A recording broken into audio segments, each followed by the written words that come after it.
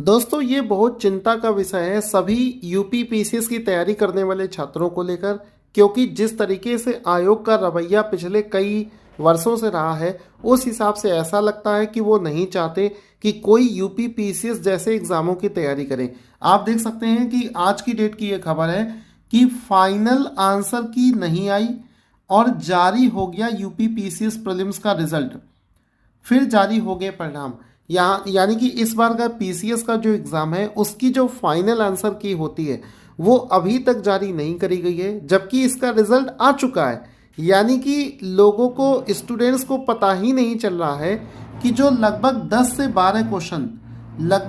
12 question जिन पर students को आपत्ति थी वो एक्चुअल में आयोग उसमें राइट आंसर क्या मान रहा है। जब ये चीज़ क्लियर नहीं हो पा रही है तो सीधी सी बात है कि कुछ लोगों का मतलब ये दुविधा की स्थिति बनी हुई है कि कौन सा क्वेश्चन सही माना जाएगा, कौन सा क्वेश्चन गलत माना जाएगा।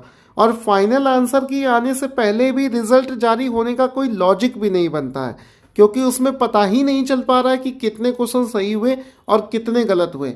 इसी वजह से आपने देखा होगा कि कई लोग आपने भी कई लोगों को देखा होगा कि कुछ लोगों के कम मार्क्स हैं, नंबर उनके कम आए हैं 76 या 78, लेकिन उनका प्रीलिम्स का रिजल्ट हो गया है। लेकिन जिनके लगभग 80 प्लस क्वेश्चन सही हैं उनका सिलेक्शन नहीं हो पाया है। तो ऐसा ऐसा किसी एक दो स्टूडेंट के साथ में नहीं हो रहा, ऐसे स्टूडेंट की संख्या बहुत ज़्यादा है कि जिनके मार्क्स कम हैं लेकिन उनका सिलेक्शन हो गया है और जिनके मार्क्स ज़्यादा हैं उनका सिलेक्शन नहीं हुआ है।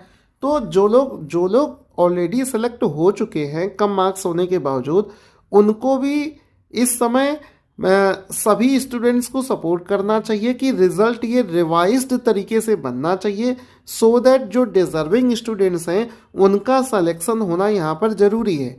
क्योंकि आयोग बिना ट्रांसपेरेंसी के साथ में इस समय काम कर रहा है।